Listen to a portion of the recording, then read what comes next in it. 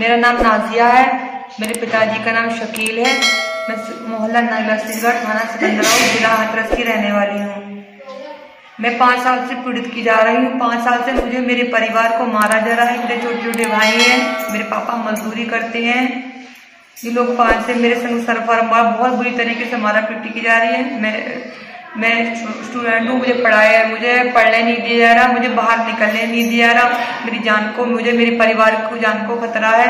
मेरे एक परिवार है और एक मेरे चाचा रहते हैं जो जयपुर रहते हैं। ये लोग मुझ पर दबाव बना रहे हैं इस तरीके से कि अपना केस वापस कर लो, ये तुम्हें और तुम्हारे घर वालों को झूठे मुकदमे में फंसा देंगे। पुलिस वालों से हमने सेटिंग कर ली है, पैसे देके वो मुकदमा तुम पे कोई भी लिख देंगे अगर तुमने फैसला नहीं किया। इस बात को लेकर मेरी बहन कैप्चा के ऊपर तेजाब डाला इन्होंने, फिर जला दिए उसको, उसकी मास्क का सर फाड़ दिया। उसके संग मेरे पिताजी को भी मारा पीटा, मेरी माँ को भी मारा पीटा। इसके जब थाने में FIR हो गई उसके बाद इन्होंने मेरे संग मारपीट की। जो कुछ लोग जेल में चले गए, जो छूट के जो आए, काशिफा पुत्री कफील, रजिया पत्नी कफील, मीना पत्नी मुनीस पुत्र रफीक,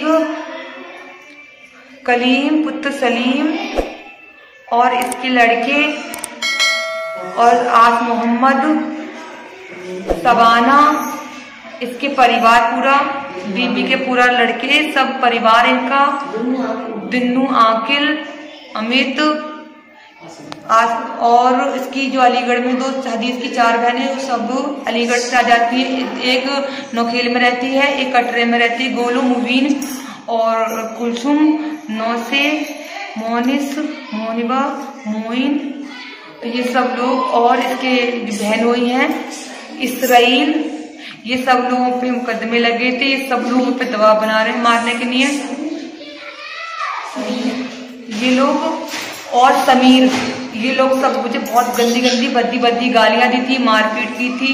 पुलिस वालों के पास मैंने काफी बार शिकायत की, मेरा सर फाड़ दिया था उन्होंने, बहुत बुरी तरीके से मारपीट की, मुझे रहने नहीं दिया, मेरी फिंगर तोड़ दी, मुझे मेरे सर बहुत हो गया और मेरी जान को खतरा।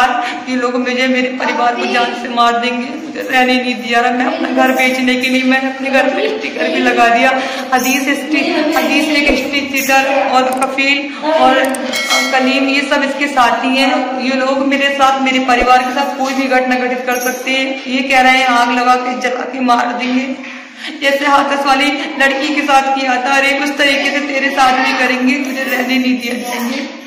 और इस बात की सूचना मैंने SP ऑफिस में भी दी, थाने में भी दी, CO ऑफिस की फीस दी, आनंद इंस्पेक्टर को भी दी, दरोगा जी इनको भी बताई काफी। तो ये लोग कह रहे अरे तुम मर गए, तुम मर जाए, तुम्हारी कब तक रिपोर्ट सुनेंगे, तुम्हारी मुझे बहुत बार चुकी, मुझे जाके थक गई, मैंने कोई सुनवाई किसी तरीके नहीं की, मुझे पीड़ित किया जा रहा है। इन लोगों का 500 लोगों का परिवार है, इसीलिए कोई यहाँ पर इनकी दबंगियां की वजह से कोई शरीफ लोग इनकी गवाही देने के लिए तैयार नहीं होता है।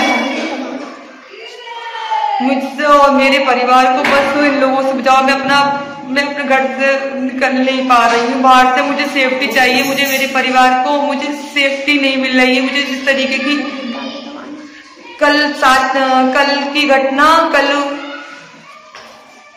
कल मेरी बहन घर की सफाई कर रही थी तो ये लोग छूटने के बाद आ गए, तो इन्होंने बीबी और सवाना और काशिफा, रजिया, मीना, ये गंदी गाली देती। मैं दरवाजे पे आ गई, इस पे कागज का लेके कहने लगी, इस पे मेरी बहन से कहने लगी कि इस पे साइन करो, हमारा फैसला करो, नहीं करोगी तो तुम्हें जान से मार देंगे। हमने साइन करने के लिए मना कर दी, इन्होंने हमारे साथ मारपीटी की, जिसकी सूचना हम थाने में देने गए। 112 नंबर पे लगाए तो आई पुलिस, तो हमें ले जाकर बैठा दिया। 3 घंटे तक हमें थाने में बैठा रखा, लेकिन मेरी बहन कोई सुनवाई नहीं, किसी भी तरीके की सुनवाई नहीं की गई मेरे संग। मैंने SP ऑफिस फोन किया, मैंने 1090 पे भी फोन, महिला आयोग में भी फोन किया। उसकी विवेचना के बाद थाने वाले इन लोगों से मिले पड़े हैं, इसलिए हमारी कोई सुनवाई नहीं की जा रही।